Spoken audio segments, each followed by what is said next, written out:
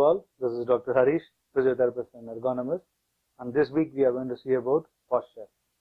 What is the correct posture? How to maintain the correct posture? When you say about posture, it starts from head to toe. All the components in the joints in the body has to be in correct position, which is to be in neutral position, which doesn't have a tension on either one component or in the other component. So it has to be avoided. That is the foremost thing.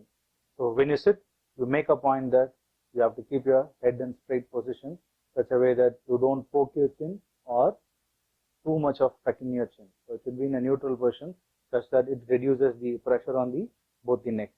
The second comes to the shoulder. When you come to the shoulder, you do make a point that you have an erect shoulder, such that you don't do a rounded shoulder and press your chest inside and your kyphotic position in your upper back. This gives more tension onto your shoulders at the back side, which gives more pressure, and this leads to more pain in your upper back. So make a point that you don't do a rounded shoulder.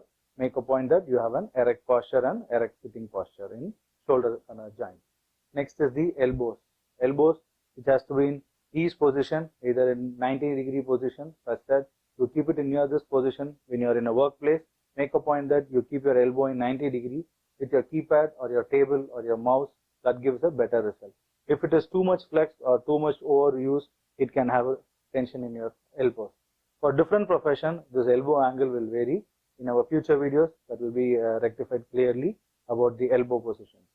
The next is the wrist joint. The wrist joint has to be supported with the table, such that it is on the table, it is not hanging on your the table.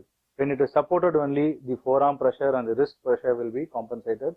If it is on hanging position, that will have more pressure on the fingers and that will have a pain in your fingers. When it comes to the trunk has to be stabilized on the pelvis, such that it doesn't have a slouch posture in your lower back. When you have a slouch posture, that will have more pressure on your lower back and strain your lower back, which will have a lumbago, that is a lower back pain in your condition. So the main thing is you have to make it in an erect posture. We say a term 90-90 degree, which is around 90 degree at your hip joint and 90 degree at your knee joint. When you are in a sitting posture, make a point that you have a 90 degree in your spine and your hip joint and 90 degree in your thigh and your leg, that is your knee joint. So if you have a 90-90 degree position, you will have a comfortable muscle ease position and you will not have any pain. When it comes to the foot, when you sit, you should have a foot supported on the floor or it should be supported on a footrest. Don't make a point that it should be in hanging position. When it is in hanging position, it will have more pressure. The weight has to be bared by the thigh, and there will be a cause of pain in the back side of the thigh. Most of the pain, which is because of sitting, and in the back side of the thigh, it's because of the leg is not supported on the footrest or the stool.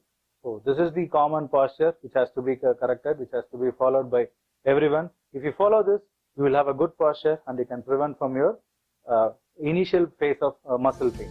Thank you for sharing our videos. Like our Facebook page and follow us. Thank you.